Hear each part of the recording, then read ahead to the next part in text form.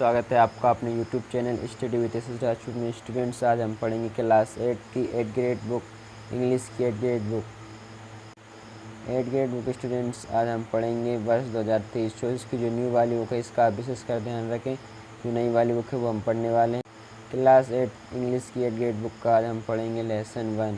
Lesson 1 का नाम है अनदर चांस, जो कि हम आज पढ़ने वाले हैं। आइए हम देखते हैं। सबसे पहले हमारे यहाँ सही विकल्प choose the correct option with right. सही विकल्प के हमें आंसर देने हैं। पहला है हमारा द पोएट इज अबाउट का, हमारी जो कविता है वो किसके बारे में, तो इसका आ जाएगा सी वाला अनदर चांस। जो हमारी कविता है वो अनदर चांस एक और मौके या एक और अवसर के बारे में। सेकेंड है हमारा the poet of the poem another chance is a, जो हमारी अनदर चांस कविता है इसके पोएट यानी कवि कौन है, तो इसका आ जाएगा स्टूडेंट्स पहला वाला है नेस्टन राइस, इसके कवि पोएट हैं। इसके बाद देखते हैं स्टूडेंट तीसरा वाला, if you need to make a new start what should you have. अगर आप कुछ नया करने की आवश्यकता है तो आपको क्या चाहिए, यानी deep desire, books, good friend, good यानी अच्छे दोस्त, लिटिल सनशाइन थोड़ी सी धूप, किताबें या डीप डिज़ायर। तो इसका सही आएगा students question number A, deep desire इसका सही है। इन्हें मैंने नीचे लिखे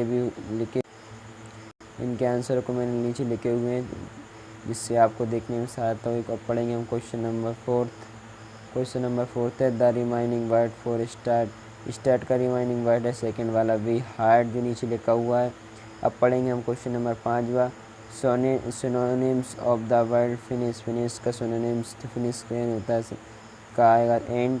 आइए स्टूडेंट्स, अब आ जाते हैं हमारे fill in the blanks. Fill in the blanks में हम देखते हैं स्टूडेंट्स, पहला फिल इन द ब्लैंक्स है ब्लैंक्स विथ ऑल हार्ट। हमें हमारे पूरे दिल से करना है टू ट्राई। हम तो पहले में जाएगा टू ट्राई। सेकंड वाला students to never give up in, तो इसमें जाएगा डिस्पेयर। थर्ड वाला है कंप्लीट द वर्ड, एक शब्द हमें दिया गया है वर्ड, तो उसको हमें पूरा करना है BEGINNING, तो इसका पूरा बनेगा हमारा बिगनिंग। इसके बाद आ जाएगा एडवा remaining words of living. Living का रिमाइनिंग बनेगा फॉरगिविंग। इसके बाद आ जाएगा 10 नंबर वाला एंटोनिम्स ऑफ ऑलवेज। ऑलवेज यानी होता है हमेशा, हमेशा यानी ऑलवेज का एंटोनिम्स बनेगा नेवर। नेवर यानी कभी नहीं, ऑलवेज यानी हमेशा। इसके बाद देखते हैं students question answer, very short answer type question. Question number 11 है हमारा write two words from the poem that start with the letter VOW। इसका आएगा दोस्तों राइट टू वर्ड्स, ऐसे कोई दो शब्द लिखिए जो पोएम में आते हों और जो VOW से स्टार्ट होते हैं। तो हमने पहला वाला लिख लिया बिगिनिंग, सेकंड वाला W से स्टार्ट होने वाला लिख लिया बिगिनिंग। इसके बाद देखते हैं students question number 12 what do we need to make a brand new start.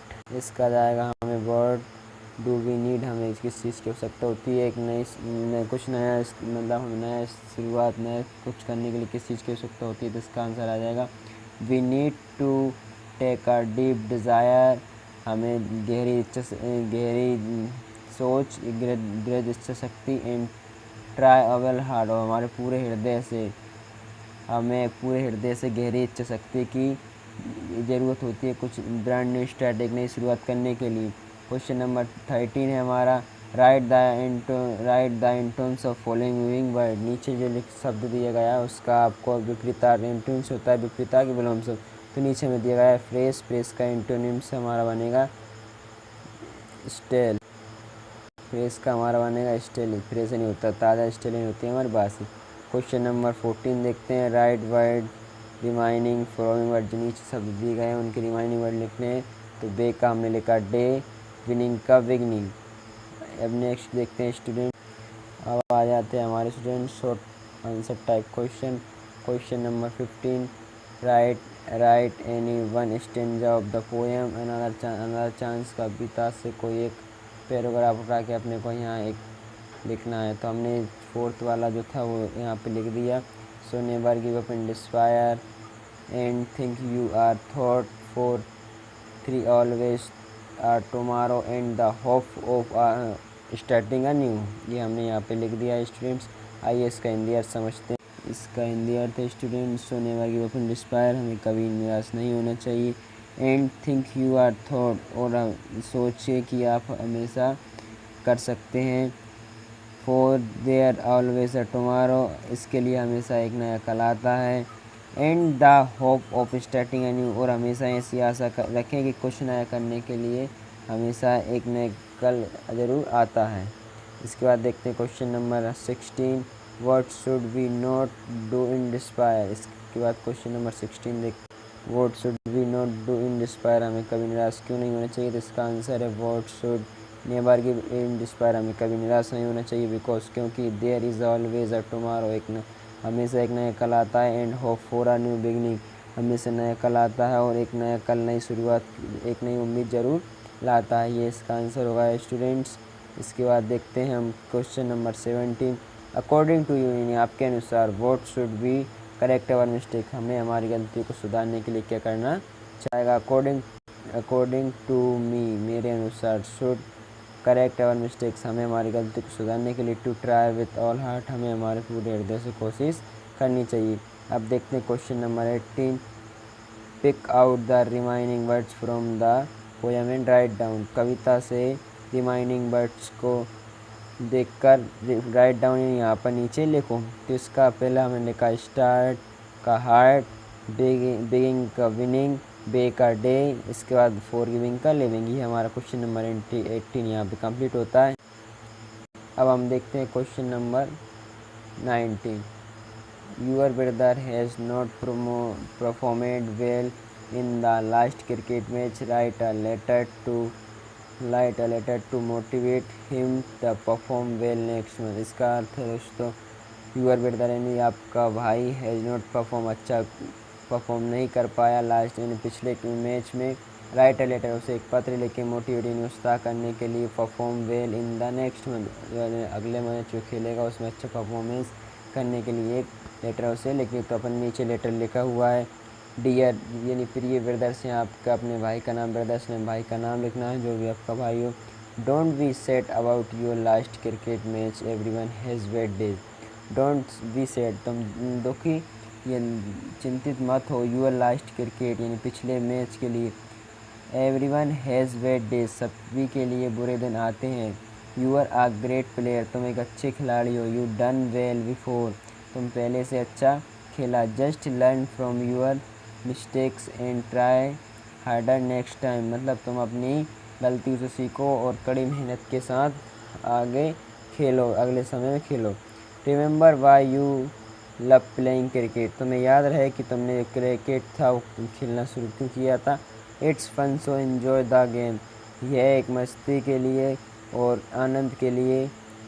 Give it your best shot I have, मतलब तुम इसे अब क्रिकेट की खेलने किया था, तुमने सिर्फ इसे मज़े की कहना, इसका कहना है कि तुमने मज़े और उत्साह के साथ शुरू किया था, तुम्हें याद रहे वे। इसके बाद नीचे इसके मतलब पत्र में इसे कहा गया है, बिलीव इन यूर सेल्फ, खुद पर भरोसा रखो, ब्रो यानी भाई, यू कैन डू इट, तुम कर सकते हो। इसके बाद क्वेश्चन नंबर 20 यानी हम 20 का क्वेश्चन नंबर देखते हैं स्टूडेंट्स यहाँ पे, लुक एट द पिक्चर यानी चित्र को ध्यान से देखो, and answer the following given will, और इस क्वेश्चन के आंसर दो। देखते हैं अगले पेज में, चलिए देखते हैं द पिक्चर शो अस, इस पिक्चर में हमें क्या दिखाया गया है। तो इसमें आएगा जंगल, यहाँ पे हमें जंगल दिखाया गया है, इसमें हमें आएगा जंगल।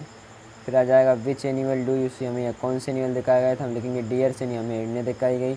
How many tree are there, हमें यहाँ कितने पेड़ दिखाया गया था, हम लिखेंगे यहाँ पे 1, एक सिर्फ हमें एक पेड़ दिखाया गया।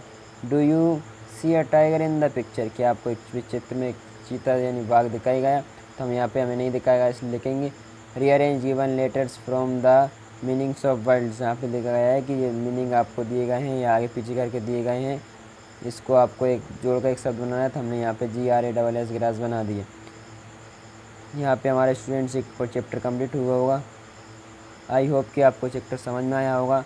इसके लिए आप चैनल को लाइक सब्सक्राइब अवश्य करें। Thank you.